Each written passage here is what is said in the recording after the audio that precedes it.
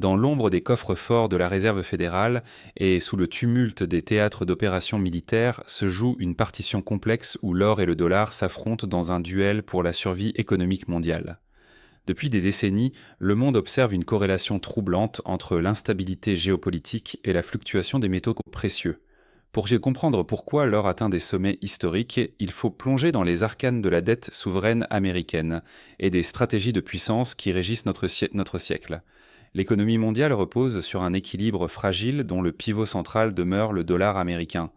Cependant, une réalité mathématique implacable pèse sur cette hégémonie, car la dette des États-Unis s'exprime désormais en dizaines de trillions de dollars, dépassant largement la valeur réelle de leurs réserves tangibles. Dans ce contexte, certains analystes et observateurs de la scène internationale avancent une hypothèse audacieuse, celle d'une manœuvre stratégique orchestrée, où la guerre ne serait pas seulement un outil de politique étrangère, mais un levier de rééquilibrage financier.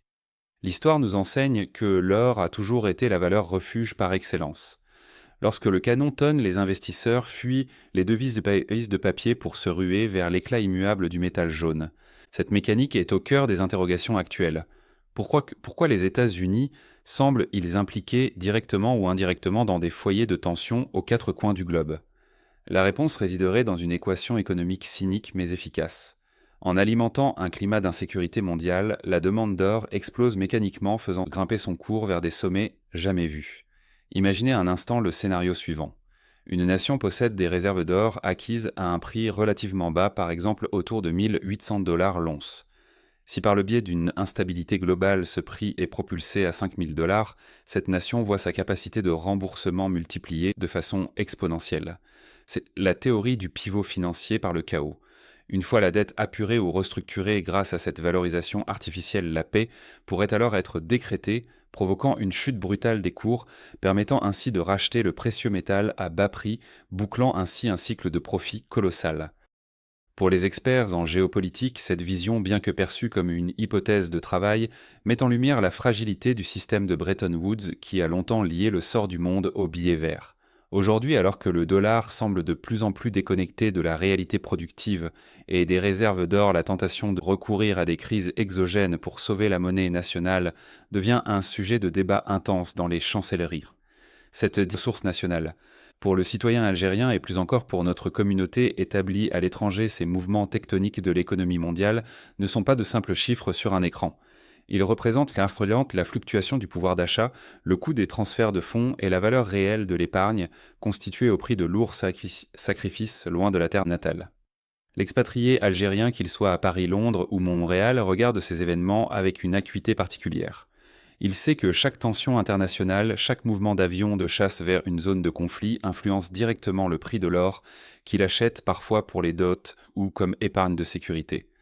La montée des prix de l'or est à la fois une bénédiction pour ceux qui en détiennent et un défi pour ceux qui voient le coût de la vie augmenter parallèlement à l'affaiblissement des monnaies fiduciaires. Dans cette tourmente, la souveraineté nationale algérienne apparaît comme un rempart. En protégeant ses propres réserves et en refusant l'endettement extérieur massif, l'Algérie se place dans une position de résilience face à ces manipulations de marché global. C'est ici que le sentiment patriotique rencontre la logique économique. L'Algérie, forte de son histoire et de sa méfiance naturelle envers les hégémonies financières mondiales, comprend que l'or est bien plus qu'un métal, c'est un instrument de liberté politique. Les rapports médiatiques récents et les analyses des cercles financiers soulignent que nous sommes peut-être à l'aube d'un grand reset monétaire. Si les rumeurs de réévaluation massive de l'or pour couvrir les dettes américaines s'avèrent exactes, nous assisterions à l'un des plus grands transferts de richesses de l'histoire humaine. Les guerres ne seraient alors que des écrans de fumée destinés à masquer la faillite d'un modèle basé sur l'impression monétaire illimitée. Pour l'homme de la rue et pour l'émigré algérien, la question demeure. Comment protéger son foyer face à des forces qui dépassent pour ses frontières nationales et ses frontières nationales? La réponse réside dans la vigilance et la compréhension des mécanismes de pouvoir. Chaque fois qu'une nouvelle zone d'ombre apparaît sur la carte du monde, il faut regarder du côté des coffres des banques centrales. Est-il possible que la paix mondiale ne soit qu'une question de balance comptable? Si la fin des conflits dépend de la satisfaction des créanciers internationaux, alors l'humanité est l'otage d'un système financier déshumanisé. L'Algérie, par sa voie diplomatique et sa gestion prudente, continue de dénoncer ces déséquilibres pour nos compatriotes. À l'étranger, rester connecté à la réalité du pays, c'est aussi comprendre que la stabilité de la patrie est une valeur refuge bien plus précieuse que l'or lui-même. La souveraineté n'est pas un vain mot. Elle est la capacité de dire non au cycle imposé par les puissances qui utilisent le sang des peuples pour dorer leur bilan financier. Vous invitons à partager votre vision de cette situation complexe en commentaire. Pensez-vous que l'or est l'unique moteur des conflits modernes ou existe-t-il encore une place pour la diplomatie sincère? Votre analyse nous intéresse car elle reflète la conscience d'une nation et de sa diaspora face aux défis du nouveau siècle. Abonnez-vous pour ne rien manquer de nos prochaines enquêtes sur les dessous de l'économie mondiale et la place de l'Algérie dans ce nouvel ordre complexe. En conclusion, la corrélation entre la trajectoire des avions de combat et celle du cours de l'or semble trop parfaite pour être purement fortuite. Que ce soit une stratégie délibérée ou une conséquence mécanique du chaos, le résultat et le fait est le même, les peuples paient le prix. Le prix fort, tandis que les dettes s'effacent dans les comptes des grandes puissances.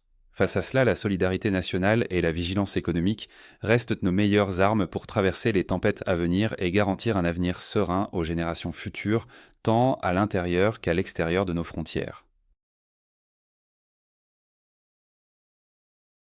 Nous arrivons au terme de cette analyse. Si ce contenu vous a permis de mieux comprendre les mécanismes secrets entre la finance et la guerre, n'oubliez pas de soutenir la chaîne. Mais avant de nous quitter, une question s'impose à vous. Selon votre propre analyse, est-ce le moment idéal pour vendre son or ou faut-il au contraire l'accumuler en attendant des jours encore plus sombres? Croyez-vous que le dollar pourra survivre à cette crise sans précédent? Partagez avec nous votre vision en commentaire car votre avis est essentiel pour éclairer notre communauté. Pour nos compatriotes algériens, quelle est selon vous la meilleure stratégie pour protéger l'épargne de nos familles face à ce grand reset mondial?